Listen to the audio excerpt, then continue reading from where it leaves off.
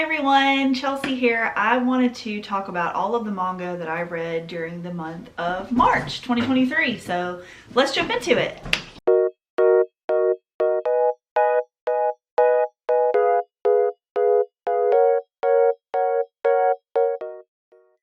I apologize if you can hear my cat and dog playing. They're over here in the corner and hopefully they'll calm down. During the month of March, I read a ton of manga and I'm very excited to share that with y'all. First, I have Oshinoko. This is by Aka Akasaka and Mengo Yokoyari. This was very interesting. I had heard a couple of people talk about this series and luckily I didn't hear too many spoilers. I'm not going to spoil this for you because if you are interested or curious about this and want to try it, I don't want you to be spoiled for anything. So go into it kind of blind. Just know that it is very drama heavy and it can be sweet at moments, it can be scary at moments, and it can be just very mysterious. So I really liked this. I know there's an anime adaptation coming out soon and I can't wait to continue the story because it's pretty different from anything I've ever read before. The next thing I read is volume 2 of Four-Eyed Prince. This is by Wataru Mizukami. This is a 4-volume, I think, completed little romance shoujo series. It was printed by Del Rey, so it's a little older. I really like it. I think that it's definitely aged and there's some moments that are very juvenile within it, but overall I really like it. But overall I think it's really sweet and kind of fun and silly and funny. So I've been enjoying this read. Next, I have volume 7 of Ouran High School Host Club. This is by Bisco Hattori, and I'm really glad that I finally own the entire series so I can read through it. Very slowly been making my way through this one, and I have never read the manga before, so this is all, other than what was left in the anime, very new material to me. And it's just really exciting finally getting to explore the story and see how it officially ends. Next, I have volume 10 of My Hero Vigilantes. This is a series my husband picked up and recommended that I try, and it's really good, y'all. The last volume was amazing. This one was awesome too. We're really getting into my favorite part of the series. I love it. It's so good, and there are only 13 volumes out currently. So we will be picking them up as they come out. As soon as they hit shelves, we'll grab them. And it's just so good. If you like the original My Hero series, I recommend picking this up. It is more adult and darker, but please give it a try. So the next thing that I read in the month of March was 100 Girlfriends Who Really Love You. This is volume 5. The story is by Rikito Nakamura and the art is by Yukiko Nozawa. This is a fun, silly, ecchi series. I think that if you really like comedy and fourth wall breaking and harems, this is for you. I just enjoy it because of how silly it is. It's just been a really fun read for me, and I'm going to continue it. I don't know how long it's going to be, but I do know that it's in the double digits. So we will see. It's getting crazy in here. He's got like 10 girlfriends or something now. I'm not sure the exact number, but it's silly. It's funny. There's a page in this volume where this went viral after a couple people posted it on Reddit and Twitter. Look at this. This is ridiculous. This is all text. I did not read it and I will not read it. I refuse. But I did kind of scan it and see what he was saying. He's pretty much just saying why he loves every single girlfriend that he has and explaining it. Very funny, very weird series. The next thing I read is In the Clear Moonlit Dusk by Mika Yamamori. This is by the same creator as Daytime Shooting Star, and I like this a lot more. I read volume 1 of Daytime Shooting Star, wasn't a huge fan, but this one's a lot more fun. Love that it's the bigger print as well, and it's a softer series to me. I feel like it feels more genuine than Daytime Shooting Star did. I just really like the idea, the premise of this handsome woman and this handsome guy kind of becoming a couple. That's kind of what it's getting to. I'm going to continue this. This is really sweet.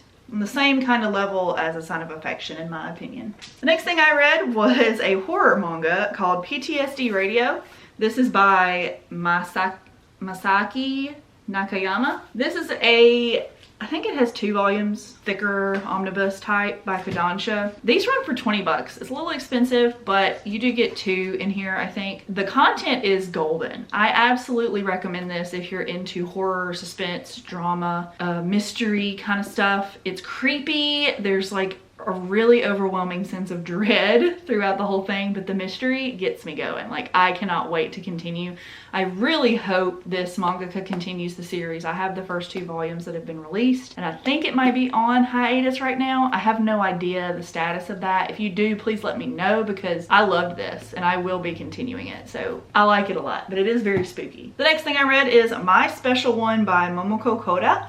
I did a full first impressions kind of review for the first volume. I will put that video in the description if you want to go watch it. I think it was a lot of fun, and I do recommend it overall. It was a lot of good, interesting shoujo stuff going on in here. This is a more affordable shoujo manga, so go check it out if you are interested in something new. The next thing I read is I'm a Wolf But My Boss is a Sheep, Volume 2. This is by Shino Shimizu. I'm in love with this story. This might be one of my favorite series coming out. I'm not sure if it's a josei or a seinen. I'll have to look into that, but it's definitely a romance, and we get a lot of the wolf guy's perspective and we get a lot of the sheep woman's perspective, so it kind of goes back and forth. It feels a lot like wotakoi, but they're animals. And I can't recommend this enough. I don't think enough people are reading this. If you like romance, adult romance, please read this. Don't be turned off by the animals. I swear it's not even a weird thing. The next thing I read was Mao, Volume 9 by Rumiko Takahashi. This is the newest series that is still currently being released by my favorite mangaka, as of this moment at least. And I love it. I love how Rumiko Takahashi writes, draws, creates her stories and plots and storylines and everything. This is so good. It's rated T for teen, so I think pretty much anyone would enjoy it. It does feel a little bit scarier than Inuyasha, but only slightly. So if you like Inuyasha and like Demon Slayer-esque stuff, I say go for this one. The next thing I read was Yu Hakusho, Volume 7. This was an elusive volume for the longest time. Everyone was trying to charge like $100, $200 for this before they did the reprints. And I am so thankful that I finally have the entire series. I've got them all right here, and I just pull one out and put it in my TBR at a time. So I'm making my way through this. My goal is to finish it before the year is over, which I'm on track to do that. I'm almost halfway through, and it's so good. It's so freaking good. I did watch the OVAs that released recently that had Hiei and Kurama in it, and this has that episode in it, the one where they fight that like multi-armed whatever creature it was. It was great. I am so happy that I finally have read this volume in particular, because I had heard so many good things about the little extra story that was in here, and it was just fun. I love Yu Hakusho. It is my favorite anime ever. Yang, you're getting way too close to my tripod. I'm yet done with the manga, so I don't know if it will jump to the top of my favorite manga, which is going to be pretty hard to beat, but we will see. So please read it if you have the opportunity. It's so good. Next, I have Love and Lies, Volume 1. I read this and I loved it. I've already talked about this, and I think that you should give it a shot if you're into harem-esque, otome kind of stuff. That's what this is feeling like. I have only read the first one, but I have ordered I've ordered the next 2, so 2 and 3. They will be coming very soon. And I will be continuing it because I'm already hooked. And it's a bigger print, so it's real easy to read. The art's cute. It feels kind of different based off of all the other shonen and shoujos that I've read.